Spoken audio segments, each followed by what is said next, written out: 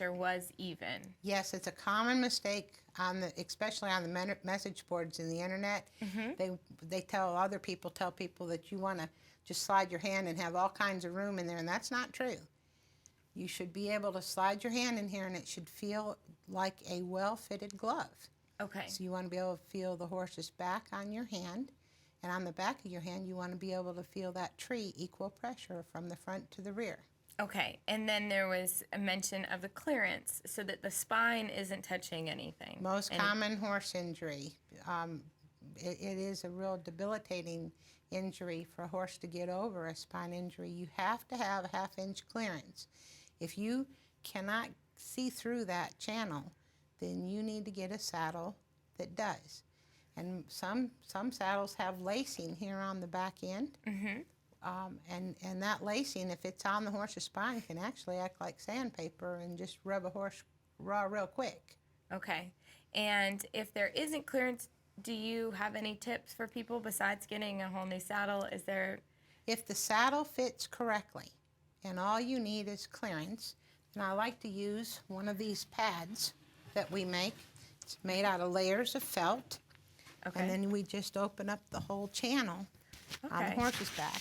And then with this pad, if you use one saddle and one horse, this pad will start molding to a perfect fit on the horse after 4 or 5 rides. Oh. And that's why I tell my people, don't change horses and don't change pads around, because using it with one saddle, one horse, then if you do have something that's a little bit snug, this pad will compress, leaving the rest of it equal. Okay. Is that that pad Crestridge It saddlery? is, yes. Okay. Everything that we make is for sale, and we don't sell anything if it's not ours. Okay. And if folks are interested to learn and see the full video that we saw a portion of, you have a DVD available. Yes, you can call 888-297-1261, and for $7.50, we'll be glad to mail you a copy of this DVD. Okay.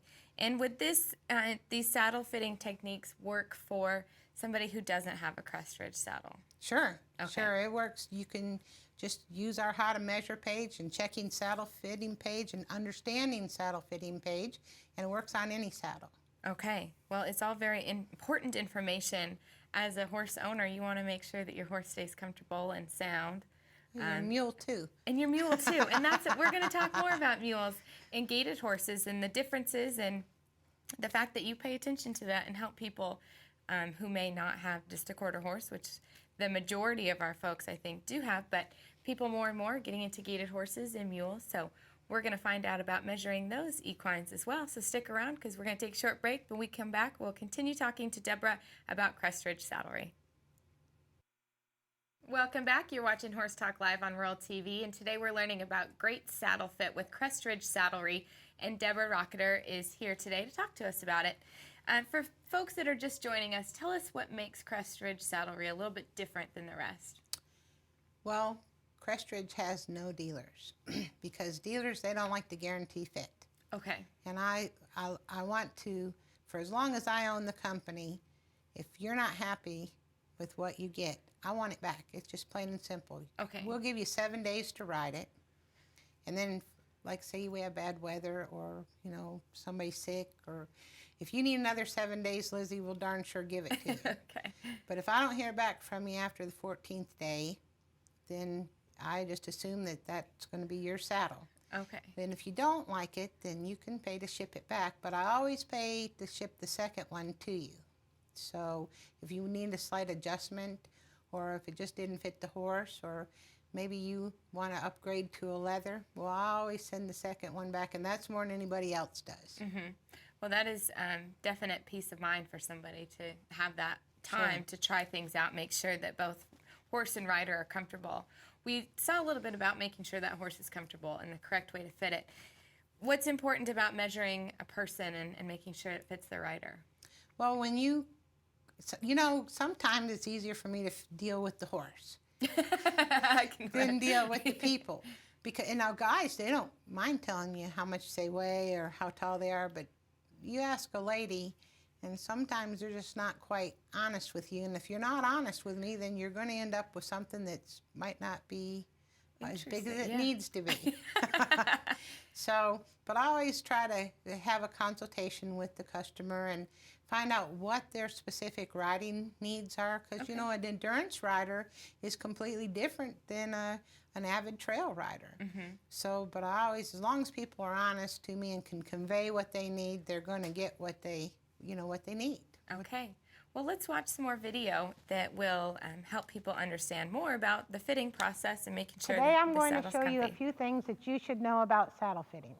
Some of the ways you can tell that you might have a saddle fitting problem is when you go to get on your horse, if he dodges out from underneath you, if he goes down a hill and wrings his tail or tries to run down a hill, or when you saddle him up and you tighten the girth, if he nips at you, then you might have an improperly fitted saddle. Another indication of improper saddle fit would be if you notice during your horse's winter coat change or spring coat is if he has white hair coming in. That might be another indication of improper saddle fit. I'm going to show you the 5 different parts of a tree. That being the 2 bars, the most important, that need to be on the proper angle and the proper length for your horse. And then you have the cantle and the swell. And of course the horn, and it doesn't have a functional part of the tree. I'm going to use a bare tree. You guys will be using your saddles, but I want you to see where I'm feeling and the parts and how they fit the horse. Place your saddle on the horse and girth it up.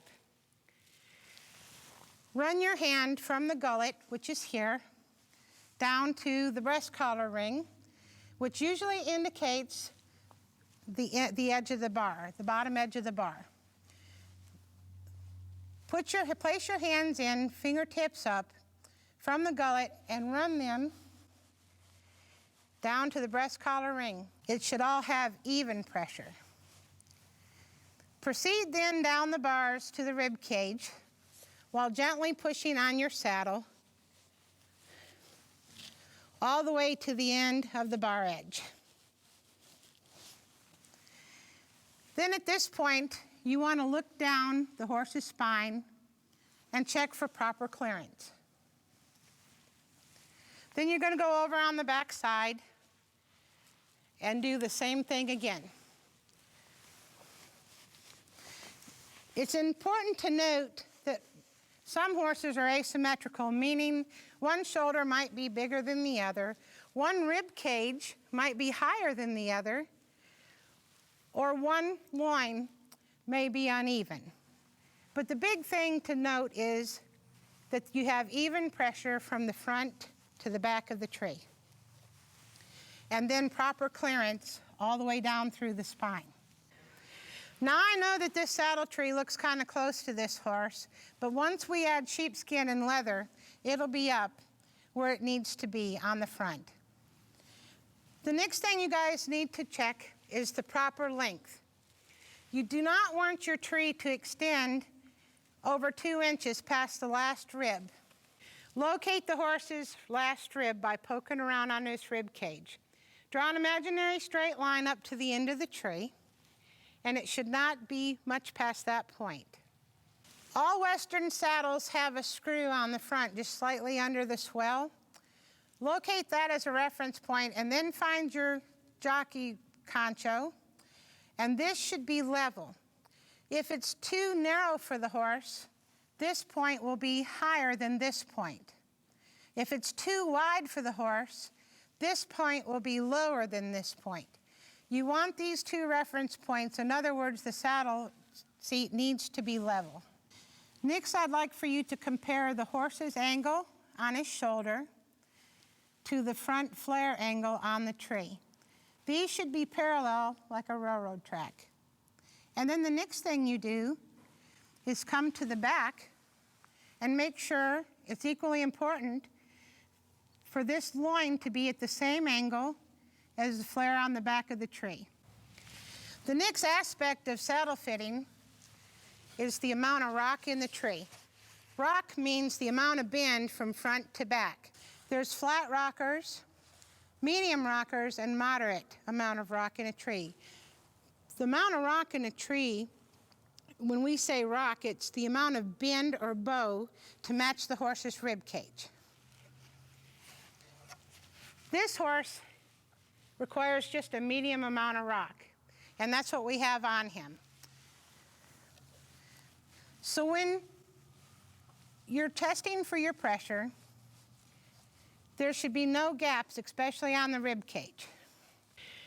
Let's compare two horses. Going from the spine down to the rib cage on this horse, look how it falls away very quickly. As opposed to this horse, when you compare from his spine, there's very little drop in here. And then the same way with this horse on the back. You could eat a picnic lunch on this horse's loin, whereas this horse's loin falls away very quickly from his spine. Your tree has to match.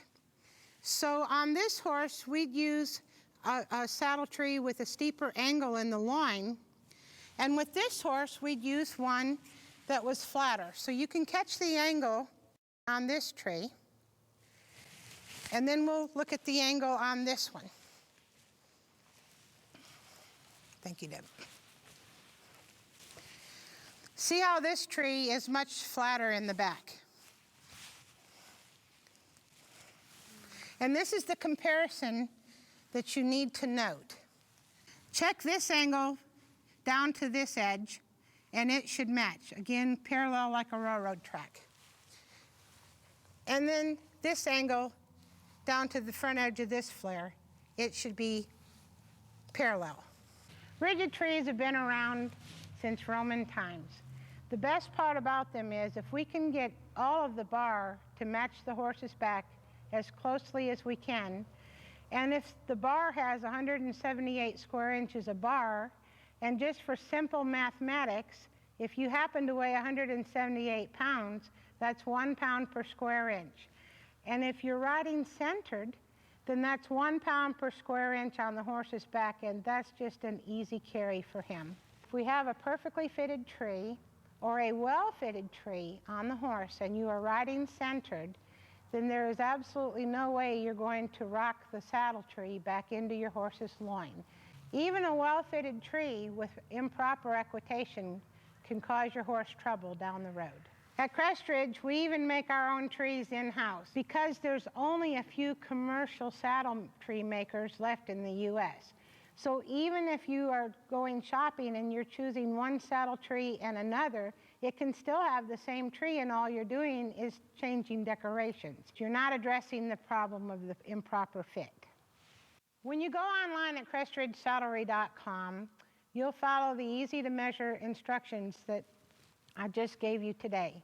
And when you call us and you email us or you mail us your templates and your measurements, then the next process is we choose a tree that best matches your horse. Our guarantee is that when you send us the measurements and photographs of your horse, we'll make the tree to fit your horse, we'll send it to you. If you're not 100% happy with your Crestridge product when you receive it, we'll make it right. Recently, I've been contacted by many people wanting us to change our program where we cant the fender slots forward on our trees, allowing you guys to swing your feet forward in the stirrups. And I call this feet forward or feet on the dashboard equitation. And if you can imagine riding down the trail and you've got your feet forward and your horse spooks, the heaviest part of your body is your rear end, and it can actually propel you out of the saddle.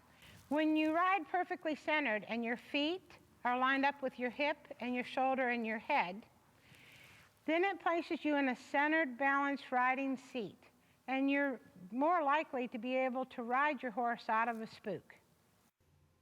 Okay, more good